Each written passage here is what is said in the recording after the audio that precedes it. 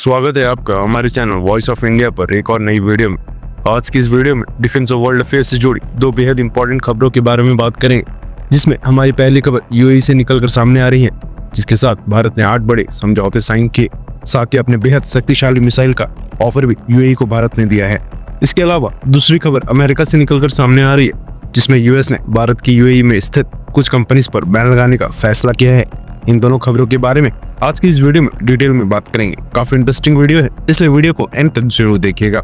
साथ ही डिफेंस और world affairs से जुड़ी ऐसी वीडियोस अगर आपको देखना पसंद है तो नीचे दिए गए सब्सक्राइब बटन को प्रेस कर बेल आइकन को जरूर दबा ले। तो चलिए शुरू करते हैं इस वीडियो को। पहले बात करते हैं यूएई और भारत की। भारत और यूएई के रिश्ते में एक और बड़ी मजबूती आई है। इस बार बात सिर्फ ट्रेड की नहीं बल्कि डिफेंस और मिसाइल सिस्टम तक पहुंच चुकी है। यूएई के क्राउन प्रिंस शेख हमद हाल ही में भारत दौरे पर आए थे। उन्होंने प्रधानमंत्री नरेंद्र मोदी जी, रक्षा मंत्री राजनाथ सिंह जी और विदेश मंत्री जयशंकर सर से मुलाकात की। इस दौरान मुंबई में 8 बड़े समझौते साइन हुए। ये समझौते हेल्थ, एजुकेशन, ट्रेड और इंफ्रास्ट्रक्चर से जुड़े हुए हैं। लेकिन सबसे बड़ी बात हुई डिफेंस सेक्टर में।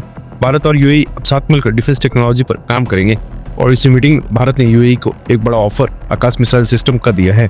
आकाश मिसाइल दुश्मन के जेट, ड्रोन्स और मिसाइल्स को 25 किलोमीटर की रेंज में हवा में ही गिरा सकती है। ये सिस्टम 96% भारत में ही बना है, यानी पूरी तरह से मेक इन इंडिया है। यूएई पहले अमेरिका के थार्ड और पैट्रियट जैसे सिस्टम लेता था, लेकिन अब भारत का आकाश एक सस्ता, भरोसेमंद और बिना पॉलिटिकल शैतान वाला ऑप्शन बनकर सामने आया है। अगर यूएई इसे लेता है तो भारत के लिए डिफेंस एक्सपोर्ट का एक बहुत बड़ा ब्रेक थ्रू होगा।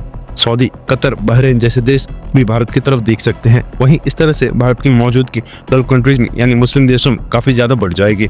भारत ऑलरेडी पाकिस्तान की प्रेजेंस से मुस्लिम देशों में थी, उसको काफी हद तक कम करने में कामयाब रहा है। और अब अगर इस तरह के हथियारों का सौदा मुस्लिम देशों के साथ भारत का होता है तो ये भारत के लिए काफी बड़ी जीत साबित होगी।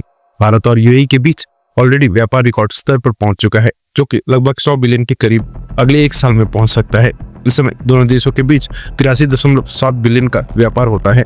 इससे आप अंदाजा लगा सकते हैं कि दोनों देशों के रिश्ते कितने मजबूत हैं। बहरहाल बढ़ते हैं हमारी अगली खबर की तरफ, जो कि अमेरिका से ही आ रही है। यूएई में रहने वाले एक भारतीय नागरिक और उसकी 4 कंपनीज पर अमेरिका ने सख्त कार्रवाई की है। आरोप है ये लोग ईरान की तेल की गैरकानूनी ट्रेडिंग कर रहे थे। वहीं इस भारतीय का नाम है जगविंदर सिंह बरार, जो यूएई में रहता है और उसके पास कई शिपिंग कंपनीज हैं। उन कंपनीज के पास करीब 30 जहाज हैं, जो अमेरिका के मुताबिक ईरान का तेल इधर उधर ले जाते हैं। अमेरिकन अधिकारियों का कहना है कि ये जहाज ईरान, इराक, यूएई और ओमान की समुद्रिक सीमाओं में एक जगह से दूसरी जगह तेल ट्रांसफर करते हैं। तेल को मिलाकर उसके डॉक्यूमेंट्स भी बढ़े जाते हैं ताकि पता न चले कि वो ईरान से आया है। अब अमेरिका की ओफेक एजेंसी ने जगविंदर सिंह बरार और उसकी 4 कंपनीज पर सैंक्शन यानी प्रतिबंध लगा दिए हैं। इन 4 कंपनीज में से 2 भारत की हैं, ग्लोबल टैंकर्स और बैप सॉल्यूशंस, जो चंडीगढ़ में रजिस्टर्ड हैं। बाकी 2 कंपनीज यूएई की हैं, प्राइम टैंकर्स और ग्लोरी इंटरनेशनल। अमेरिका का आरोप है कि बरार ने ये सब ईरान की सरकार और मिलिट्री के लिए किया। ये भी कहा गया कि वो ये यमन के हुती आतंकवादी ग्रुप को एक सपोर्टर से भी जुड़ा हुआ था। अमेरिका का कहना है कि ये लोग शैडो फ्लीट का हिस्सा हैं, मतलब ऐसे जहाज जो छुपकर ईरान, रशिया और वेनेजुएला का तेल बेचते हैं। इन जहाजों का मालिक बदलते रहता है और यहाँ जहाज ज्यादातर पुराने होते हैं, जिनका इंश्योरेंस या सर्टिफिकेशन भी सही नहीं होता। सिर्फ जगविंदर ही नहीं, इससे पहले भी कई छोटी भारतीय कंपनीज अमेरिकन सैंक्शंस में आ चुके हैं। इनमें वो कंपनी शामिल हैं जो ईरान या रशिया से तेल या गैस ले जा रही थी।